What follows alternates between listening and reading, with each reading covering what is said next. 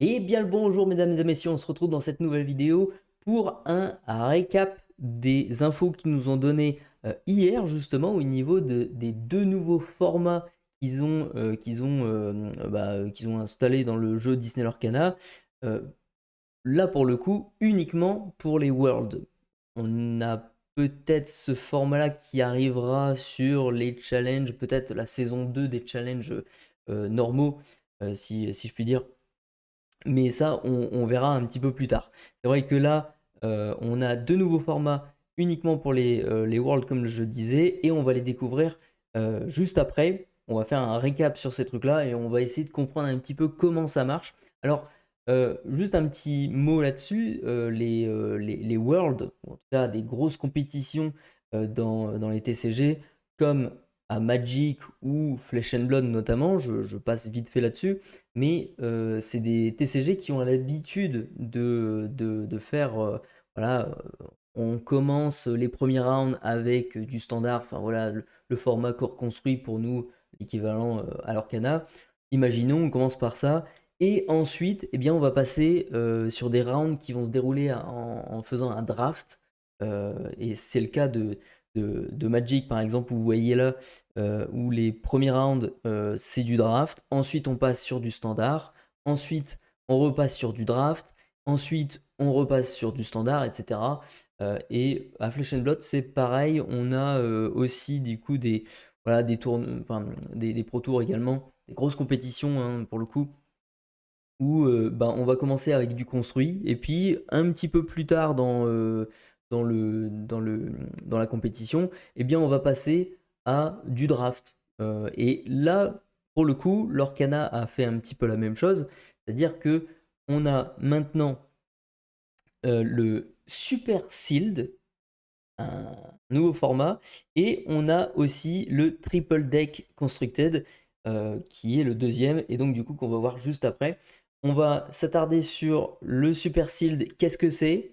Eh bien, c'est un format où il y aura 16 boosters au total hein, pour le joueur, et on aura 4 boosters du 7.5, 4 boosters du 7.6, 4 boosters du 7.7 et 4 boosters du 7.8. Et donc du coup, c'est un petit peu pour marquer aussi la rotation, hein, d'une certaine manière.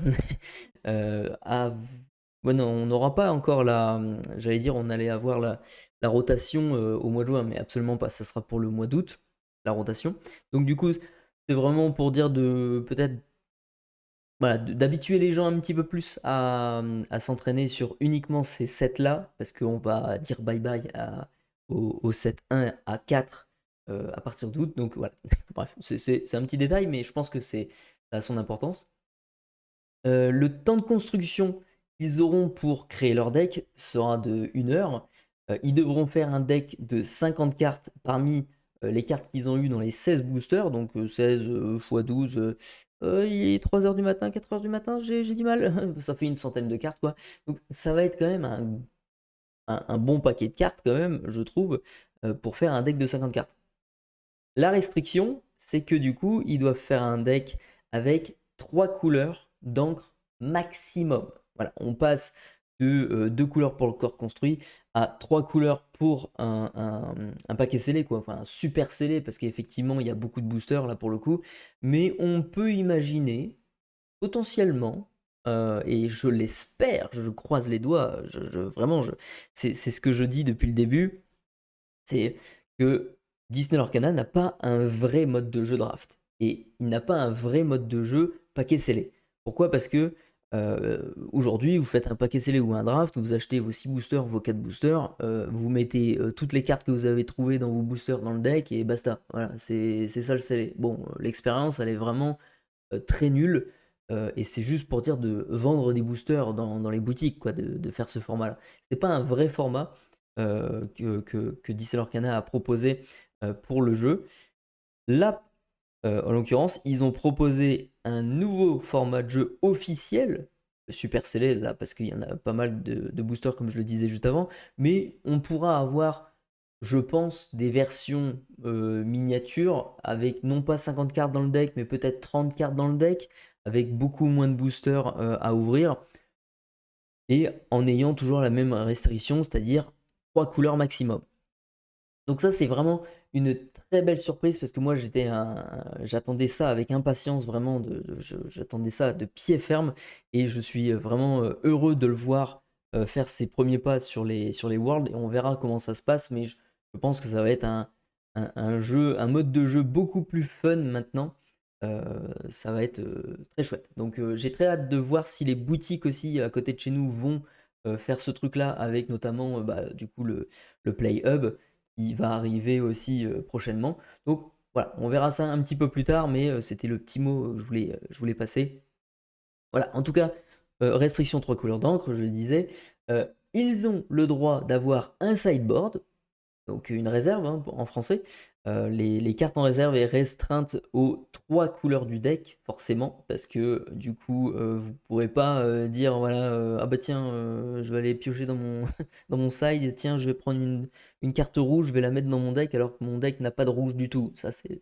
Voilà, vous devez suivre ces règles-là. Enfin, en tout cas, eux, les grands joueurs de ce monde vont devoir respecter ce truc-là. Et l'autorisation, du coup, le changement de carte entre les games avec le sideboard. Donc, ils peuvent changer quelques cartes de leur deck entre les parties d'un seul round. Donc, imaginons round 1, voilà, le gars il perd. Bon, ok, je vais changer ça, je vais changer ça, je vais changer ça. Ça, ils peuvent le faire uniquement à l'intérieur du round. Et donc, du coup, l'obligation, c'est que à la fin du round, ils sont obligés de revenir à leur deck d'origine. Voilà. Comme ils l'ont construit au départ, avant de commencer le round, quoi. Enfin, en tout cas, avant de commencer la compétition du coup du Super Sealed. Donc ça, c'est vachement intéressant. On va passer du coup au format Triple Deck Constructed. Et là, c'est un petit peu plus compliqué, hein. Voilà. Et à l'heure où je vous tourne la vidéo, il est 4h26 du mat. Je... Ça va être un peu compliqué voilà, à expliquer. Mais je vous ai fait des petits schémas juste après. Je pense que de tous les cas, voilà, si j'explique mal, vous mettez la vidéo en pause, vous comprenez par vous-même et voilà, ça va le faire. Ça va le faire, ça va le faire. Bref.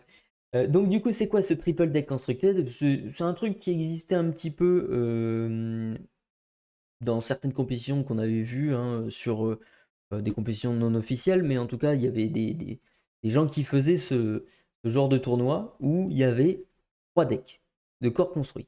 À savoir que chaque joueur, du coup, faisait 3 decks normaux, hein, comme on a l'habitude de les faire, à 60 cartes, machin, corps construit. Sauf que la restriction qu'ils ont mis là-dessus, sur les Worlds, c'est que ces 3 decks doivent contenir les 6 couleurs d'encre, enfin en tout cas les 6 couleurs d'encre, pardon, doivent être représentées dans ces 3 decks. Voilà, c'est un petit peu mieux. Donc, imaginons mon premier deck, je veux faire rouge-bleu, eh bien je ne peux pas utiliser la couleur rouge ou la couleur bleu pardon, dans les autres decks, dans les 2 autres decks. Je suis obligé de jouer d'autres couleurs, comme le jaune-violet, admettons, et puis le vert-rouge, voilà. Là, j'ai mes 3 decks. Le mode de jeu va se passer en BO3 pour tout le long de la compétition, hein, tous les rounds qu'ils vont devoir faire.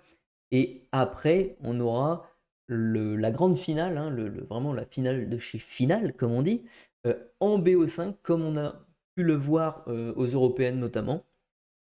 Donc là, ça va être assez costaud, mais du coup, ça ne sera pas en Super Sealed, la grande finale.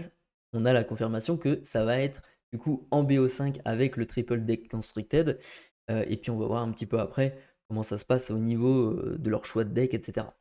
Le bench, il y a un petit mot là-dessus où ils disent que du coup, vous allez choisir secrètement un deck parmi les 3 de votre adversaire.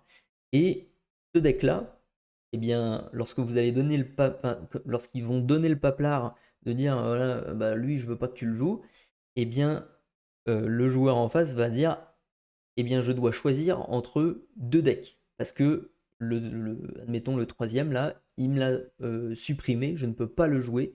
Donc, du coup, je vais devoir jouer avec l'un des 2. Donc, c'est plutôt sympa. Ça ressemble, je pense, au format qui se jouait aussi en non officiel dans certains tournois, hein.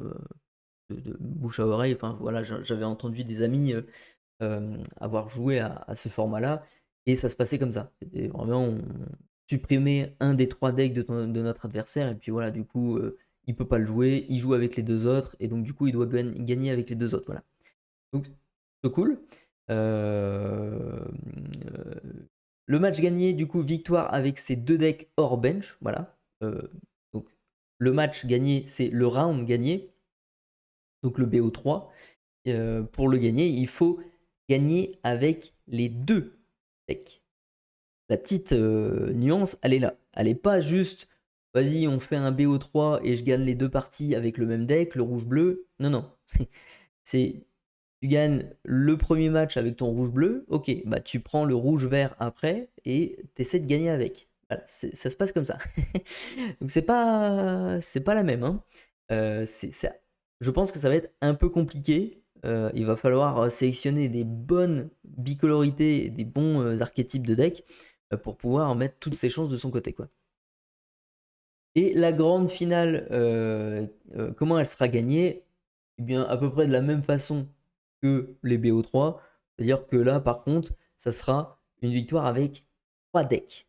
Voilà. C'est les 3 decks qu'ils ont fait, qu'ils ont build, il va devoir gagner vraiment le BO5, quoi. Chacun, une victoire. C'est vraiment très dur pour le coup. Mais voilà, ça va être assez challengeant. Et ces 2 nouveaux formats, du coup, eh bien, ils vont bien montrer qui est vraiment le meilleur joueur. Parce que vous avez la partie scellée, donc le paquet scellé, hein, tout simplement, le super scellé. Celui-ci, il va montrer eh bien, les compétences du joueur à deck build un deck correctement, faire en sorte que son deck il marche bien, il va choper toutes les insaisissables, etc. Il va les mettre, il va créer la bonne tricolorité. J'allais dire bicolorité, mais non, c'est tricolorité maintenant avec ces 3 couleurs d'encre autorisées dans le deck. Voilà, ça va être vraiment un gros challenge déjà à ce point, à ce niveau-là. Et le triple deck constructed, ça va être vraiment, faut, voilà, il faut sélectionner les meilleures bicolorités, savoir les jouer, les 3, et en plus, du coup, gérer les bicolorités adverses, etc. etc. Enfin, il y a beaucoup de choses qui vont rentrer en jeu, et finalement, celui qui ressortira vainqueur de ces worlds sera vraiment un joueur talentueux, quoi. Vraiment un pro player, quoi. Vraiment, on pourra le dire, quoi. Donc, ce nouveau format Triple Deck Constructed, eh bien, avant le match, les joueurs passent en revue les decks de leur adversaire. Donc, on va voir, enfin, ils vont avoir une petite fiche, à mon avis, où ils vont voir les 3 decks de leur adversaire. Ensuite, les joueurs décident qui commence à la game 1. Donc, voilà, le toss, hein, classique. Ensuite, chaque joueur met secrètement un des decks de son adversaire sur la touche. Donc, la touche, c'est le bench en français. Donc, du coup, voilà, sur le paplard, bon, tu vois les 3 decks. Ok, bah, le bleu-gris, là, je veux pas que tu le joues. Voilà. Ensuite, ils vont donner, je pense, le papier à leur adversaire, pardon. Et leur adversaire va s'apercevoir que, ah, bleu-gris, il ne veut pas que je joue. Voilà. Et donc, du coup, les joueurs choisissent les couleurs des decks pour lesquels ils joueront à la game 1. Donc voilà, admettons, il a rouge-bleu de l'autre côté. Bon, bah, il va partir sur ça. Et puis après, il lui restera vert rouge, admettons. Donc, il part sur ça. La game 1 se déroule. Et après la game 1, dans ce premier round, eh bien, le gagnant doit gagner avec son autre deck pour gagner le match. Donc le match, hein, c'est le round. Donc, imaginons, il avait pris bleu-rouge, il a gagné avec bleu-rouge. Et bien cette fois-ci, le gagnant, eh bien, il doit prendre son vert rouge, comme j'avais dit, son troisième deck du coup. Il doit prendre ce deck-là pour gagner le BO3 finalement. S'il perd après, s'il perd au niveau de son deuxième match là du coup, de sa deuxième partie sur le BO3, eh bien il va avoir une autre chance, parce que c'est voilà, il y a 3 games dans le BO3, et donc du coup, à ce moment-là, soit il gagne, soit il perd, mais en tout cas, les 2 joueurs vont devoir jouer, du coup, les 2 decks, quoi. Vont devoir gagner avec les 2 decks, tout simplement. Donc la petite différence, c'est que le perdant, du coup, il va pouvoir échanger son deck contre un autre deck pour la game 2, parce que justement, bah, voilà, soit il décide de, bah, ok, je vais retenter le truc et voilà, je vais garder le deck avec lequel j'ai perdu sur la première game, et peut-être que je vais la gagner sur la deuxième. Ah, ou alors, change de stratégie, il prend son autre deck, et donc du coup il essaie de gagner avec, machin machin. Et bien sûr, dans un BO3, forcément, le perdant choisit du coup qui commence à la game 2. Voilà, ça c'est classico. Après la game 2, si le perdant de la game 1 gagne la game 2, un troisième match décisif est joué avec les decks restants des deux côtés pour déterminer le gagnant du match. Ça, c'est ce que je vous ai expliqué à l'instant. Voilà comment ça se passe au niveau du triple deck constructed, au niveau du BO3. Et je vous ai fait des schémas. Et là, je vous invite peut-être à mettre en pause la vidéo pour essayer du coup de comprendre en prenant votre temps. Mais globalement, c'est quand même assez simple. Voilà, c'est soit première possibilité, la game 1, c'est la victoire du joueur A. Et la game 2, c'est la victoire du joueur A également. Et donc, du coup, là, le mec, il a fait un 2-0 comme ça, pile poil, en utilisant ses 2 decks, hein, bien entendu, encore une fois. Donc, parfait. Soit il y a l'option numéro 2 où la game 1 est gagnée par le joueur A, la game 2 est gagnée par le joueur B, et donc du coup, la game 3 est remportée par le joueur A. Et bien là, je m'abaisse un petit peu là pour que vous voyez un petit peu ça. Et bien voilà, ça peut se passer comme ça, mais ça se passe déjà comme ça sur les BO qu'on connaît jusqu'à présent. Ça change pas grand chose. C'est juste que entre les matchs gagnés, à chaque fois qu'ils gagnent un match, pas oublier, ils doivent changer de deck. Voilà, c'est tout. Le temps qu'ils n'ont pas gagné avec leur deck numéro 1, par exemple, eh bien, ils peuvent continuer avec. Parce que forcément, euh, dans le BO3, l'obligation est de gagner avec au moins un deck à chaque fois. Donc, parmi les deux, voilà. Voilà. Un peu répétitif tout ça, mais c'est vraiment pour vous faire comprendre vraiment parfaitement. Et ensuite, la troisième option, et là, je vais m'effacer un petit peu pour que vous voyez un petit peu plus ici. La troisième option, c'est la victoire du joueur A sur la game 1, et ensuite la game 2 et la game 3 est remportée par le joueur B.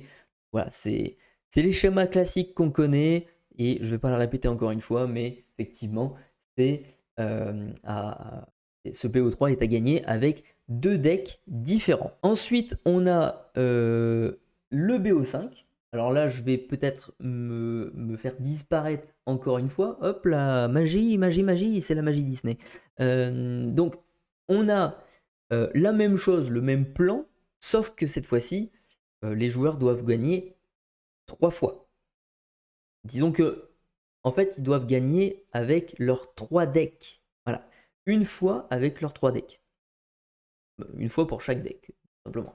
Donc, imaginons le joueur A gagne la première partie avec son deck 1, ok, il passe au deuxième, donc du coup il doit prendre son deuxième deck. Imaginons il regagne encore une fois, et bien il passe à la troisième partie, et il doit prendre son troisième deck. Et imaginons, cette fois-ci c'est le joueur B qui gagne la partie, eh bien, le joueur A va continuer à prendre son deck numéro 3 parce qu'il a déjà gagné avec son deck numéro 1 et son deck numéro 2. Donc du coup, il va continuer avec son numéro 3 jusqu'à ce qu'il gagne. Et effectivement, dans le plan que je vous présente là, par exemple, sur la game 5, le joueur A remporte la partie. Et donc, voilà, il a réussi à faire ses 3 victoires avec son deck 1, son deck 2 et son deck 3. Donc, voilà, c'est la fin du BO5, et c'est comme ça qu'il remportera les challenge, les worlds, tout simplement. Donc voilà ce qui était à comprendre du coup pour ces deux nouveaux formats-là. Moi, je suis vraiment très content du coup qu'ils aient fait ça, qu'ils aient pas fait simplement un simple corps construit, voilà, en BO3 sur 5 rounds, 6 rounds, un truc comme ça, et puis ensuite top 8, top je sais pas quoi, et finale en BO5. C'est parfait. Ce qu'ils nous ont fait là, c'est vraiment le top. Ils nous ont mis une partie corps construit et une autre partie scellée avec des boosters du coup où ils vont devoir avoir des capacités de deck build, etc. Donc c'est vraiment voilà, le meilleur choix. Vraiment, ils se sont calqués sur les autres TCG, ce qu'ils ont l'habitude de faire et tout ça. Et vraiment, c'est la meilleure idée qu'ils ont eue. Donc du coup, je suis vraiment très content. Dites-moi ce que vous en pensez, vous, en commentaire, bien évidemment. C'est la fin de cette vidéo. Donc je vous invite à aller voir les autres vidéos dans le catalogue. J'ai ouvert la display du 7-8. J'ai aussi je fais un petit unboxing sur le vol au palais, la quête des illumineurs. Donc je vous invite à aller voir ces vidéos incessamment sous peu, bien évidemment. On n'oublie pas de mettre un petit pouce vers le haut si le contenu vous a plu, hein, si cette vidéo vous a plu, bien évidemment. On n'oublie pas de s'abonner également parce que ça me soutient énormément. Et on se retrouve du coup pour une prochaine vidéo, je ne sais pas quand, mais très bientôt. Et puis là, je vais essayer d'aller dormir un petit peu parce que il est 5 heures du matin quand je terminerai le montage. Et oui, c'est la vie de youtubeur, mais oui, oh mon Dieu, je fais ça pour vous, c'est un réel plaisir, et puis voilà. Donc on se retrouve très bientôt, sur ce, prenez soin de vous, et à tantôt.